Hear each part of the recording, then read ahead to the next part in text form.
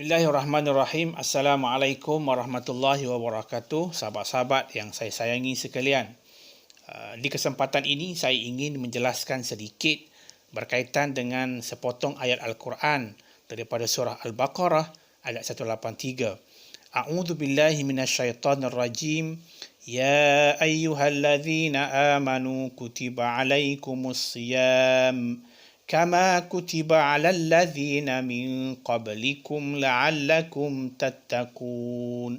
Sadaqallahul azim.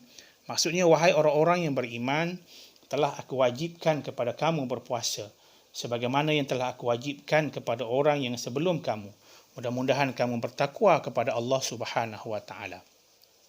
Sahabat-sahabat sekalian, seorang sahabat Rasulullah sallallahu alaihi wasallam yang bernama Abdullah bin Mas'ud, juga seorang ahli tafsir, beliau menjelaskan bahawa apabila sesuatu ayat itu diturunkan dengan panggilan ya ayyuhalladzina amanu, panggilan khusus ini, maka sudah pastinya dia mengandungi suatu makna yang cukup berat, iaitu suatu perintah yang mesti dilaksanakannya.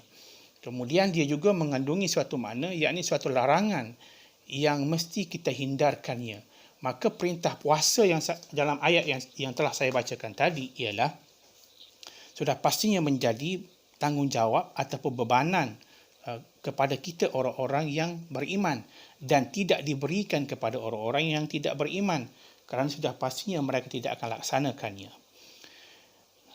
Intipati daripada ayat ini ialah Allah menginginkan kepada kita supaya kita mengorbankan sedikit daripada sekian banyak keselesaan hidup yang telah Allah anugerahkan kepada kita. Sebagai contohnya, kita mempunyai keselesaan hidup dari segi ekonomi, maka Ramadan ini kita kena banyak bersedekah dan kita banyak membantu orang yang fuqara dan juga orang-orang yang masakin. Ataupun kita mempunyai keselesaan hidup dari segi masa kita. Kita mempunyai masa yang panjang, maka masa itu dalam Ramadan ini Allah menyuruh kita korbankan untuk kita pendekkan waktu kita dalam hal-hal yang berkaitan dengan dunia, sehingga kita tumpukan kepada ibadah-ibadah kita. Sebagai contohnya, kita kerja daripada pagi sampailah kepada petang. So kita pendekkan masa kepada sampai jam 3 sahaja misalnya. Maka baliklah di rumah, ibu-ibu misalnya menyiapkan juadah berbuka puasa. Kemudian bapa pula sibuk menguruskan hal-hal yang berkaitan dengan rumah tangga, hal-hal berkaitan dengan anak-anak misalnya.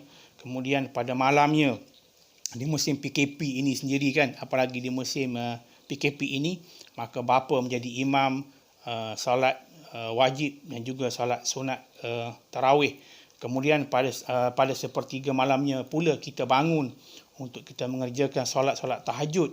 Kemudian menjelang paginya kita bangun untuk bersahur. Inilah pengorbanan-pengorbanan yang Allah inginkan kita lakukannya, tidak lain dan tidak bukan hanyalah untuk memberikan manfaat untuk kita di akhirat nanti. Baik.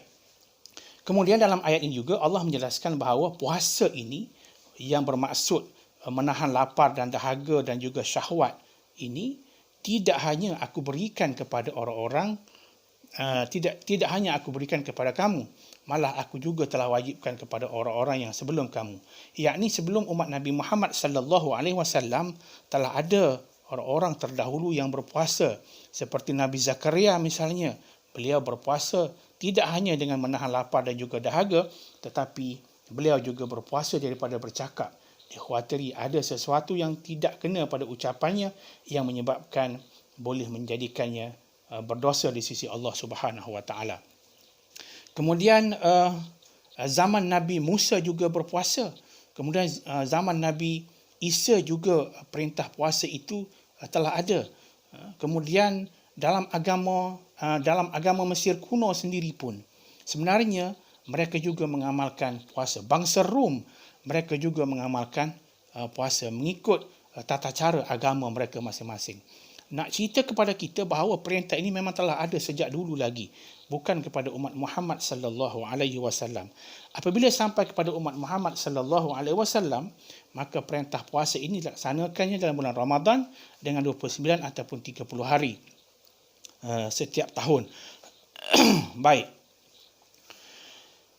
Perintah ini tidak lain dan tidak bukan sekadar untuk kita menahan lapar dan dahaga, bukan sekadar untuk kita menahan daripada perbuatan syahwat, bukan sahaja kita dilarang untuk kita makan pada siang hari, walaupun barang yang halal, tetapi kita dilarang untuk kita makan di siang hari, tetapi juga ingin memberikan suatu makna kepada kita bahawa pengorbanan ini sepanjang sebulan ini kita kena buat betul-betul ikut sebagaimana yang dikehendaki oleh Allah Subhanahu Wa Taala supaya kita mencapai tahap yang disebut di hujung ayat la'allakum tattaqun, bagi mudah-mudahan kamu beroleh ketakwaan yang sebenar-benar ketakwaan.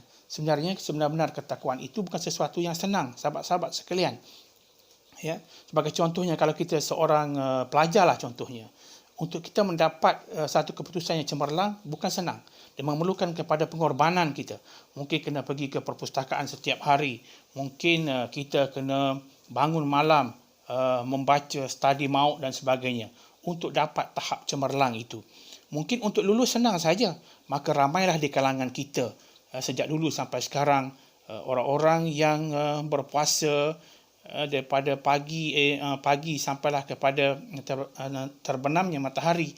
Mereka hanya kemungkinan untuk lulus sahaja. Tapi kali ini cuba kita hayati betul-betul puasa kita supaya kita beroleh satu keputusan yang cemerlang yang disebut sebagai la'allakum tattaqun, yang mendapat ketakwaan yang sebenar-benarnya, yang solid, yang bulat, untuk dia boleh dijadikan sebagai makanan rohaniah kita dalaman untuk membawa kita ke arah yang lebih baik di masa-masa yang akan datang.